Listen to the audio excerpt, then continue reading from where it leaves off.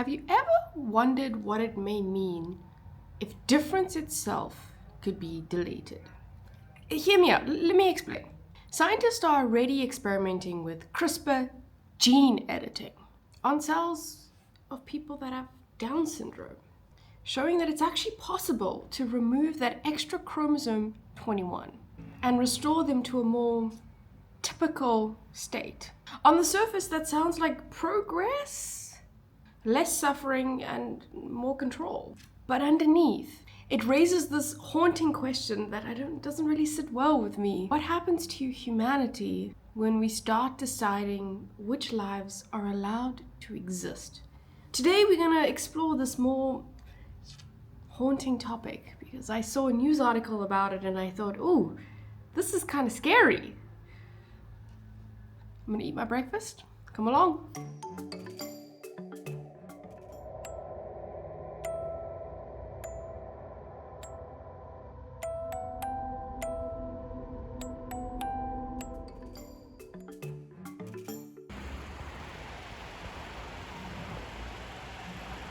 We think of medicine as something that's healing or restoring, but technologies like prenatal screening and gene editing don't just treat, they decide.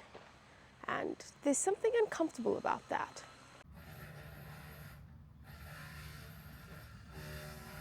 So CRISPR and these related tools promise these medical breakthroughs. They could one day prevent serious illness, reduce pain, and extend people's lives. There were certain lab experiments that have been done where researchers have already corrected trisomy 21 in human cell cultures. Proof that it's technically possible to rescue, for lack of a better word here, Down syndrome at a cellular level. This is the paper that did it, and this was 2025, so it's a recent study. And for those of you who don't know, Down syndrome is caused by an additional chromosome to the normal ones that majority of humans have. Right now, this is very early science, and it's not actually done on people at all. It's only done on petri dishes. But the direction and the intention is clear. Hello. It's a little bit later in the day, but I think earlier I didn't actually explain what Down syndrome is, for those of you that don't actually know. So humans have 46 chromosomes. They get 23 from a sperm, 23 from an ova. So heteronormatively speaking, 23 from your mom, 23 from your dad, and that's why you become a mixture of your parents, or your biological parents. I'm not going to go too deep into the language choice that I use here, but you get those, and you get one copy of all of these 23 chromosomes. Now, in Down syndrome, what actually happens is that you effectively get chromosome 21 twice. So what actually happens, if I can draw a diagram over here, you effectively get half the chromosomes from each side, so each parent, and they form one chromosome. Down syndrome, you've got an extra chromosome 21, and that causes these genetic abnormalities, whether it is physical, well, it is physical, and there are also some mental abnormalities. And this is a random event that happens per chance during conception. So earlier I said that they were able to get rid of this extra chromosome 21 in petri dishes. Now, this is where it gets a little bit weird. Eliminating that chromosome, and by doing so, potentially eliminating the condition of Down syndrome, it isn't just about health. It's actually about identity. Down syndrome is not only a diagnosis, it's also a community, a culture. And we've kind of already seen how these kind of things play out. In Iceland, nearly 100% of pregnancies diagnosed with Down syndrome were actually terminated after some sort of prenatal screening. And erasing a condition can mean erasing voices in society, families, and entire ways of being. So, in fixing, are we doing the right thing?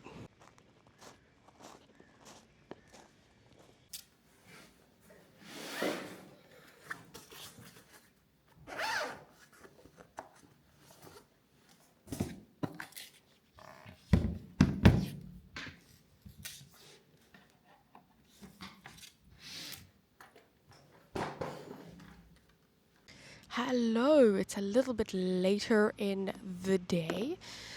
We've had our coffee, but after lunch we're going to go to our course. So we're trying to cram in as much actual work today as possible, but it's not going too great, but reading is good. But we need to get back to this gene editing and what are the deeper consequences of it. So by effectively saying that we can get rid of this chromosome and get rid of Down syndrome, you're saying that we want to get rid of something. I've chosen the word get rid of on purpose. So, because what we label as undesirable and what needs to be removed or eradicated or fixed often reflects societal bias more than it does, I guess, the word correct biology. If we edit Down syndrome today, what about other things like autism, deafness, traits that we see as less than perfect? And I'm being quite cautious here with my words because I'm not standing for that there's a normal standard and everybody else needs to kind of get to that. That's not what I'm saying. I'm trying to reflect. This is not necessarily my opinion. This is just reflecting some sort of overarching societal bias. And it's not the opinion of everybody. It's just kind of a little bit of the bigger picture if we look at this editing. The danger isn't really just what we can remove, but who decides what counts as worth keeping? And that's the creepy thing here. Is it the parents? Is it the society? Is it the doctors? Is it what social media says about these abnormalities or differences in people?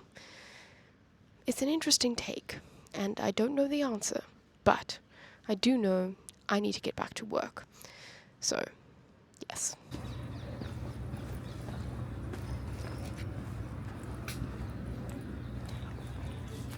Oh, good evening. I came home after my course.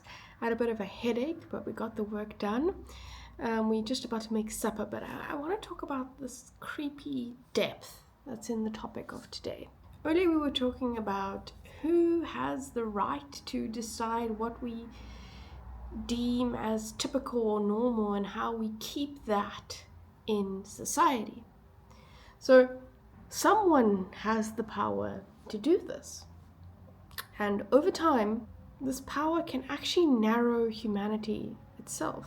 There is a possibility that a future exists where every child is engineered to fit this narrow ideal. No rough edges, no surprises, and no differences.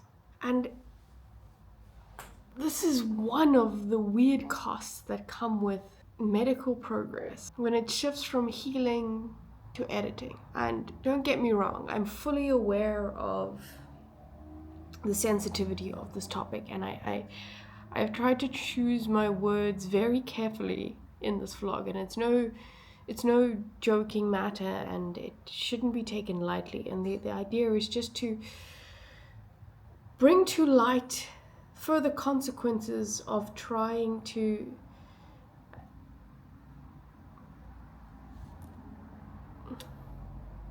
how do I say this? Adjust or tamper with natural progression of things. There is a God complex to it. And I think we need to start just thinking a little bit deeper about these things, because it's not to say that this hasn't happened now. Like, there's an argument that can be made to say maybe many more lives would be better if that editing was done. Maybe people that are potentially atypical cost a lot more mental stress, and there's people around them. There is that argument. And there are a lot more arguments around it.